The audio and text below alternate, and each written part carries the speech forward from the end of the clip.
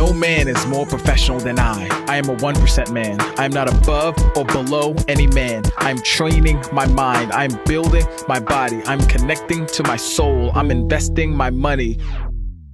Welcome to the 1% Man Podcast. Let's go.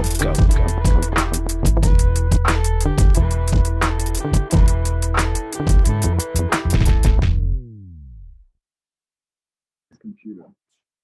3, 2, 1. What's up, everyone? Welcome back to the 1% Man Podcast.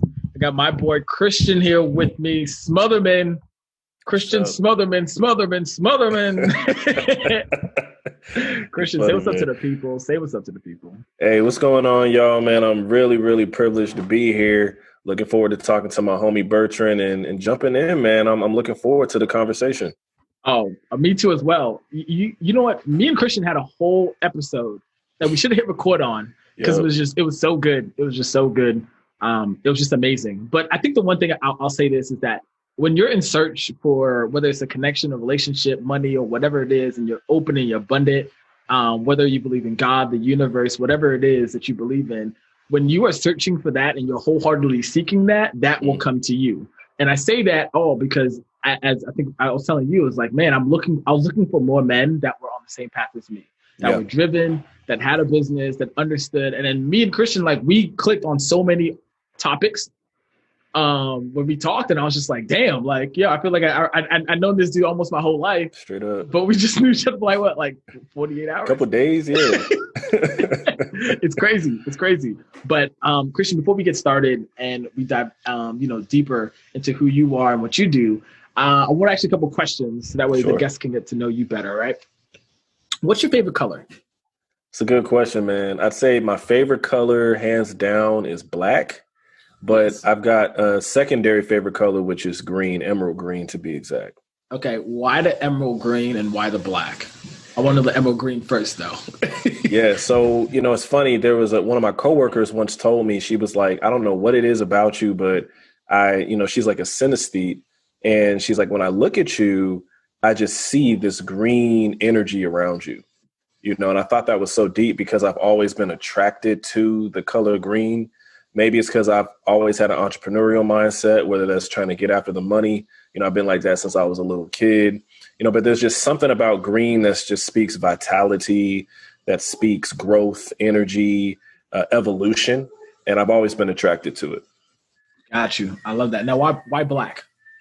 I don't know what it is about black, but, there's a lighter side to me and a darker side to me. And the black, I think, sort of is an emblem of that shadow state. I think that as a creative, I've always been drawn to, sort of the darker side of science fiction or dystopia, the sort of Sith Lord kind of energy, never was an emo kid or anything like that. But just that color black and black outfits, all black, was always something that just really stuck out to me. Dope. I was going to say, if I was in Star Wars, I would definitely be a Sith Lord. Would not be a Jedi. I probably will be too, to be I'm real. just saying, I love it so much better. Yeah. Christian, what is one value you have as a man that you hold that you would share with other men as well, and you wish they held it as well? Man, self-respect and self-love is cliche as that may sound. I think it's really important for men to understand their worth and their value at a universal level. And also at a deeply personal level. I've gone on a personal spiritual journey over the last couple of years where I've just really gotten in tune with myself, understanding myself on a mental, physical, spiritual, and creative level. And when you have that self-knowledge, what comes out of that is self-respect and self-love. So I would say those things are very important for any man to have. Damn, I love that. What is one experience you've had either this year or in your lifetime that you wish you could share with other men as well? Yeah, man, that's a tough one, man. So I can share something from last year, actually. Okay. If that's cool. Yeah. So I had a traumatic experience last year on Father's Day.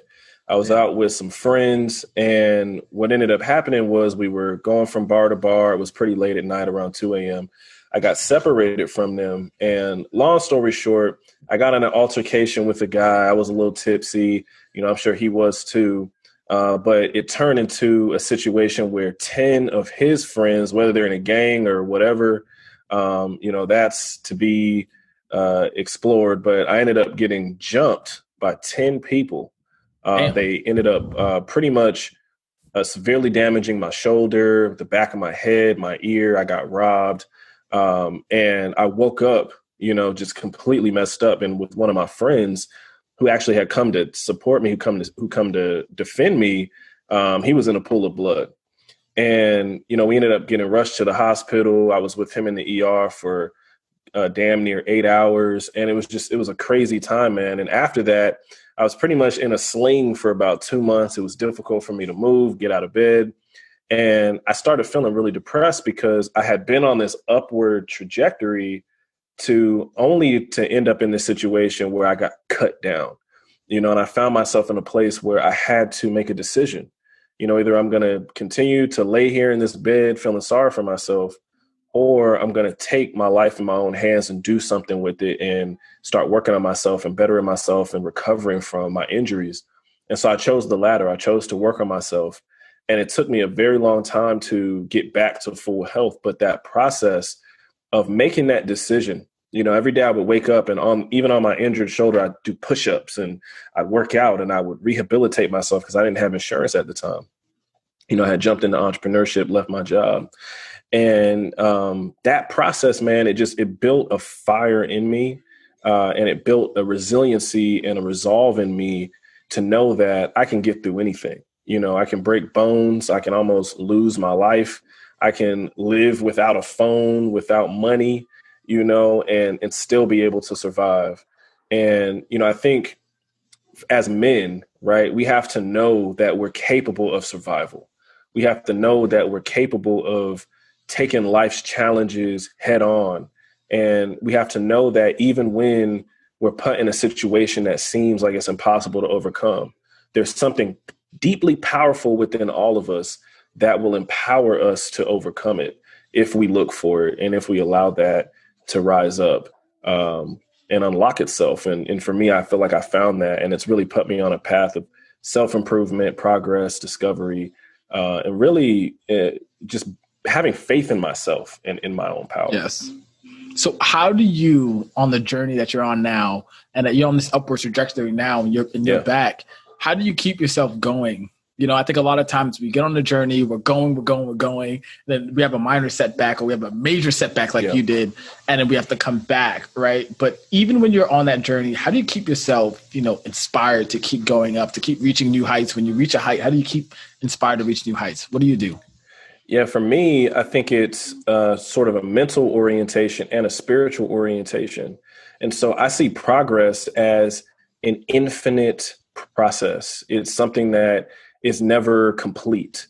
We're always in a process of evolution and becoming a better version of ourselves. And so for me, I've gotten to a point where mentally and spiritually, I'm not satisfied with just reaching a goal. My purpose is to improve forever, right? As long as I'm here on earth, my goal is to improve myself. And so the engine that drives me each and every day is just having my eyes on that process of improvement and knowing that, and this isn't my idea. I got it from somewhere and I don't know where I got it from. And it's crazy because it's crazy that I'm about to say this because of everything you talk about with being a 1% man is if you have a focus of being 1% better every day, 1% better every day, you are going to improve each and every day. You don't have to be perfect day one, but if you focus on just being 1% better every day, you're going to look back years after applying that and be like, wow, I'm 1,000, 2,000, 3,000% better than I was, 3 years ago. And so for me, it's just having my eye on the prize, really being focused on continuous improvement and knowing that it's all about the journey. That's what it's about. It's not necessarily about achieving a specific goal as it is. Those goals are just benchmarks along your journey to infinite perfection in the eyes of God or the universe, however you see it. I love that you said that it's a journey and it's not the destination. I think so many times we get so caught up on like, I got to reach this point. I got to reach this point. But then you got to think about it. What's the bigger picture? And I think that's why, we talk a lot about vision, having a vision. And that's why it's so important to have that vision because, and we have even the vision map, and that, because it's like when you're trying to get from point A to point B, like your GPS, you need point A and then you need a point B. Yep. And the only way you get started is by getting honest about where you are right now to get to point B. Because if you're trying to get, say, from like here to like right now we're in DC, if we want to go to New York, but if we punch in, we're in Philadelphia, we're not going to get the right address to get there. So that's why I think it's so important, like for every man to be honest about where he is and then also seeing that larger picture with that vision. So definitely love that you said that you shared that. So I want to get more into it with you about this being a creative. What does that mean to you? And why is that important for men to understand about unleashing their creative side? Man, that's such an important question, man. It's a deep question, too. I don't know if I'm qualified per se to answer it, but I'll do the best that I can. I feel like human beings, we're creative beings. Yes. Whether you're religious or spiritual, there's this sort of universal aspect of who we are that's purely creative, from creating life and bringing life onto earth. To literally taking the ideas or the thoughts or images that we have in our mind and manifesting them in the physical reality, in the physical realm. 100%. And so for me, I have an understanding of that. And I've had a deep understanding of my creative self since I was a young child. That was endowed in me by my mother. She was an artist, a writer, and she would always take us to the library. She would show me her drawings. She would show me her writings and encourage us to, my sister, my brother and I, to express ourselves creatively. And so it's always just been this sort of natural desire and process for me growing up. And I've had some challenges along the way. There are periods of time where, I feel like I just can't connect with myself creatively, or I don't really know how to unlock this idea that I have, or I feel like I'm putting so much pressure on myself, I'm not able to be creatively free. But what I've found is, when you're in tune with yourself and you're not putting judgment on yourself as a creative being, you're just allowing yourself to freely create, you end up finding yourself in what I would call a flow. And so for me, it's all about finding and maintaining that creative flow. And then, of course, there are going to be projects that there is some pressure for you to complete, but that those are just discrete projects you need to complete, but you can still maintain that creative flow of who you are and what you want to create. And so creativity, I think every man at his core, every woman at her core is creative. We all have some creative purpose here on earth, right? Whatever that may be. If you're a computer coder, you're a creator. If you're an engineer, you're a creator. If you're a teacher, you're a creator. If you're a mathematician, you're a creator. If you're a poet, you're a creator. Everything that we do is the result of that creative aspect of who we are as human beings. Yeah, I totally agree with you. I think I love what Dr. Roby Mitchell says on Facebook. He talks about this patented term called intelligent design, and how everything is intelligent design in the universe and in the world. And I think that even goes hand in hand in what you're saying about we're all creators. And I never thought about being a creator in terms of like, hey, you know what? I was created. Like, mom and dad came together, made me. So that makes them creators, someone made you. And the reason why you're here is because someone came together and they created, and you were created, no matter what you believe. But at the end of the day, like, we're all creatives, and whether we're artists or whether we're engineers or IT or government, whatever we do, but we're creating something in terms of that. Now, I know the term creative really kind of gets a negative spin in the male masculine dominant world. It's almost as if like, if you are artsy, right? Or I put quotations around that artsy. It's almost seen as if like it's always like a negative term of like being gay or being less masculine or being more feminine, right? How do we as men, how can we embrace that creativity, right? And still keep our masculinity? Yeah, man, that's a profound question, man. One, I feel like, as a man, you've got to define your masculinity for yourself. I think we all have some collective definitions of what these things mean, and those are useful definitions. But at the same time, our reality is it's mostly subjective, right? Like you can only really see the world from your perspective. So I think for a lot of men, it's breaking out of that paradigm that being a creative means that you're less manly. Being a creative means that, you're not a heterosexual. Just dispelling those negative, in a sense, connotations, which some of those connotations aren't even necessarily negative, but they're just what men are perceiving to be negative.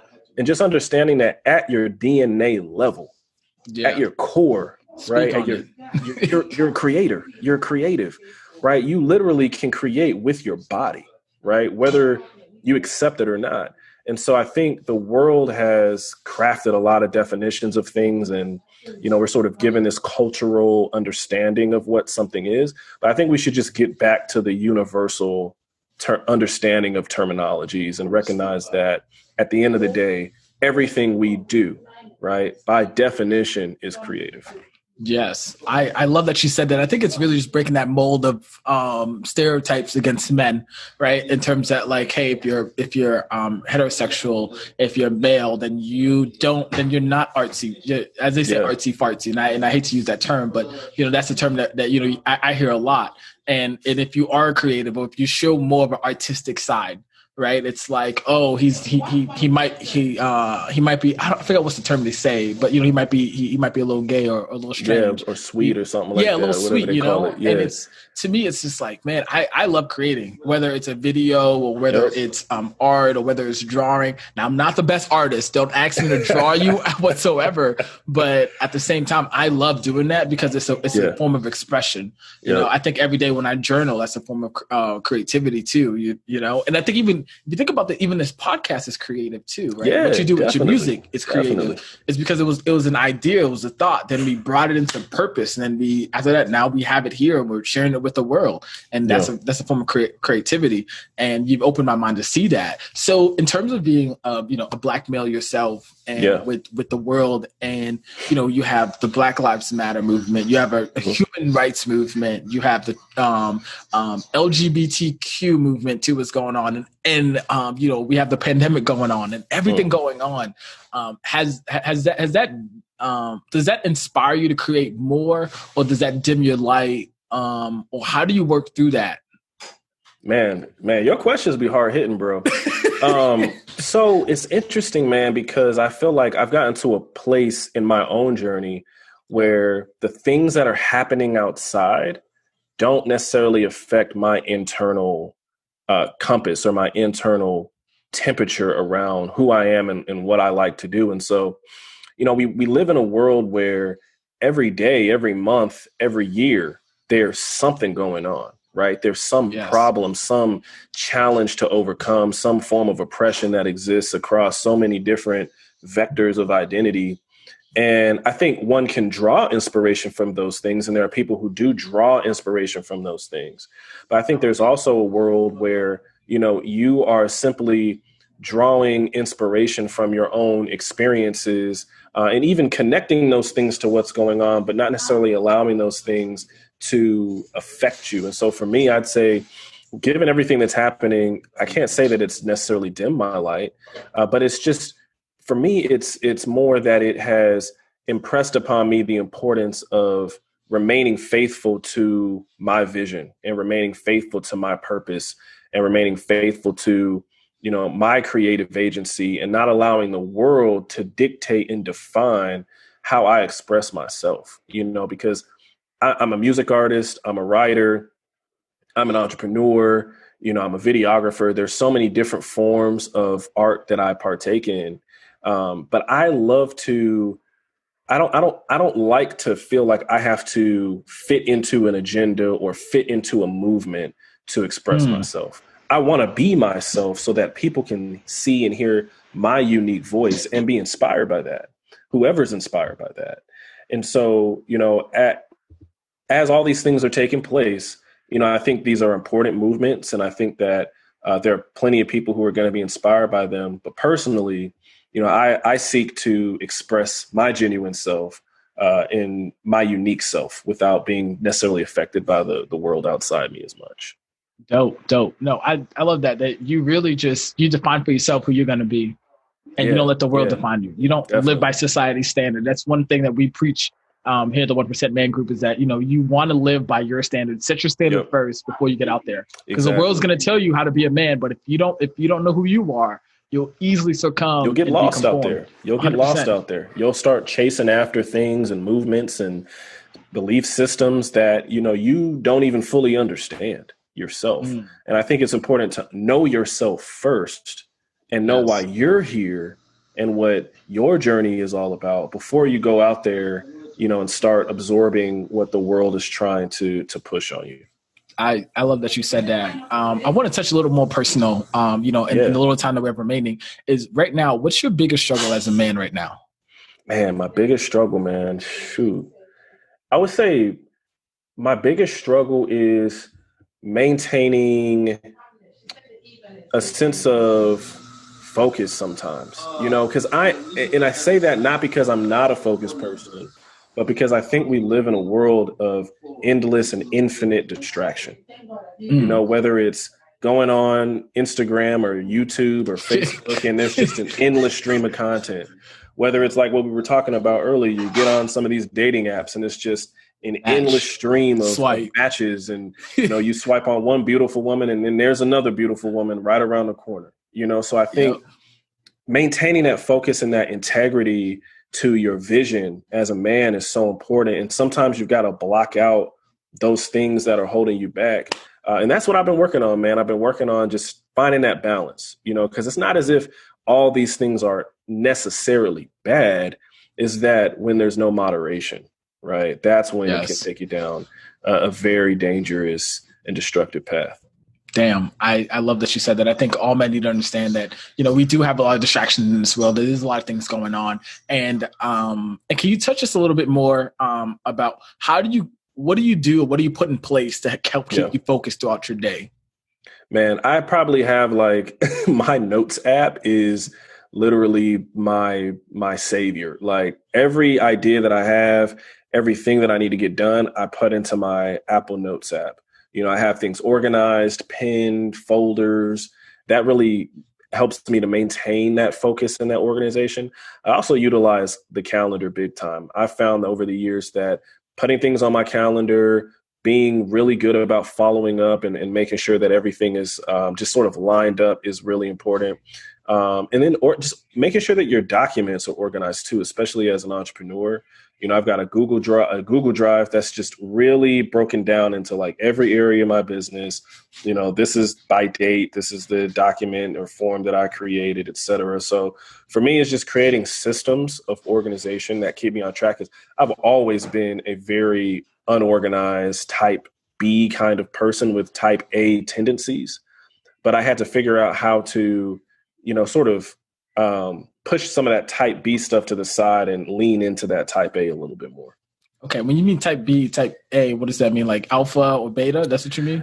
No. So not necessarily the alpha beta side of things, but more of type B being kind of all over the place, chill, not as anal about things. And then type A is just you're very focused, organized, meticulous. Everything has to be in one specific spot. You're just very, very meticulous, I'd say, is type A. Yeah. Yeah. No, I feel you on that one. I like that.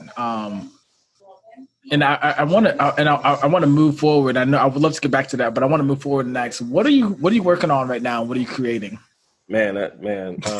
So many things, man. Yes. I'd say the number one thing I'm working on right now is my company, the Business Accelerator, which is a platform for Black and anti-racist entrepreneurs to help them create businesses that are profitable and impactful. And so for me as an entrepreneur, when I first jumped out into the world, I didn't have any mentorship. I didn't have any guidance. I didn't have direction. And so I found myself chasing after every rabbit, right? And as the saying goes, if you're chasing after two rabbits, you'll never catch either one of them. And I had to really figure out how to focus in on what I was meant to do and what my purpose was as an entrepreneur, as a creative individual.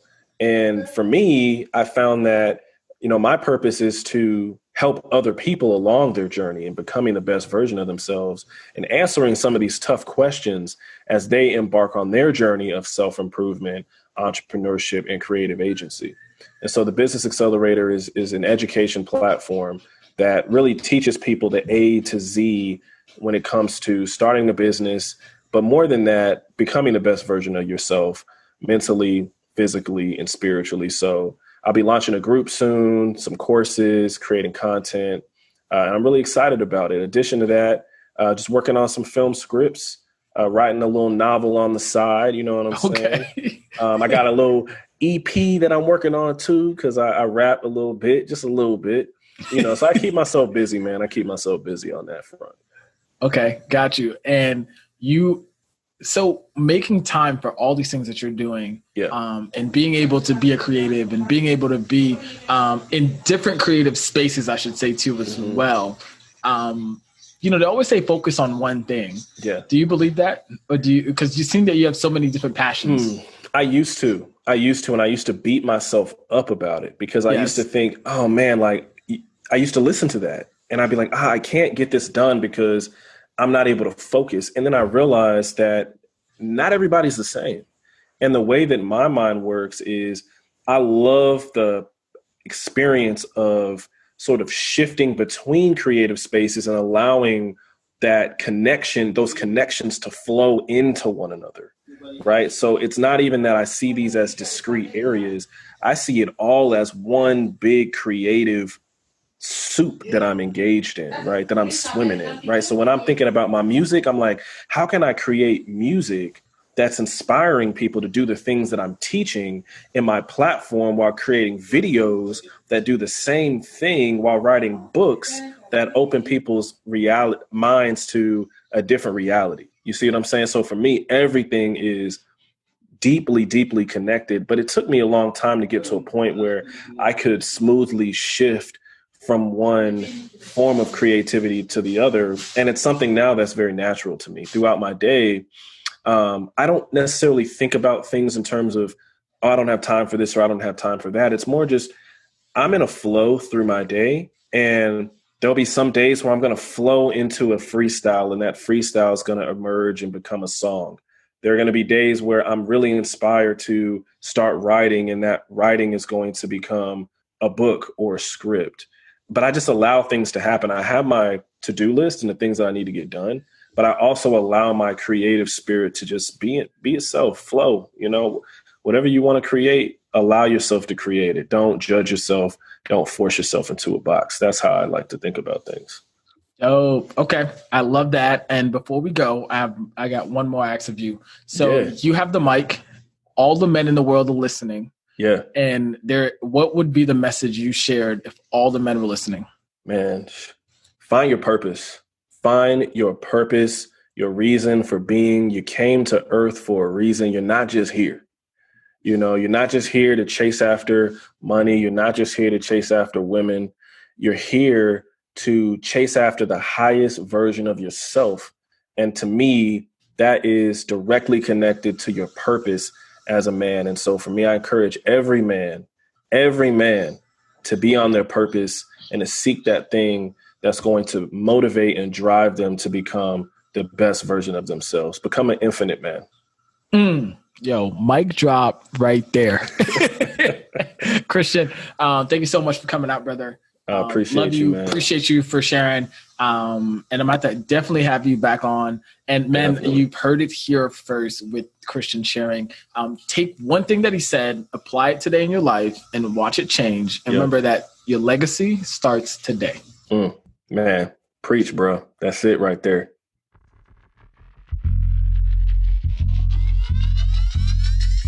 Thank you, my friend, for tuning into today's episode. This means so much to us over here at the 1% Man community. Now, we want to extend a hand of gratitude to you. So I have a free gift for you. All you have to do is go to www.the1percentman.com/podcast gift. This is an exclusive gift for listeners that tune into our podcast. So go over there, get that free gift as well. And now I have two simple acts of you. One, hit that subscribe button and leave us a comment and a 5-star review, because that helps us to see what you love about the podcast, and that helps us to bolster up in the rankings so more people can find us and listen to this pertinent information that we have for men of today's age. Last but not least, I want you to go back and listen to this podcast. Find just one thing that you can implement in your life today so you can move forward. Remember, progress over perfection. And till next time, my friend, your legacy starts today.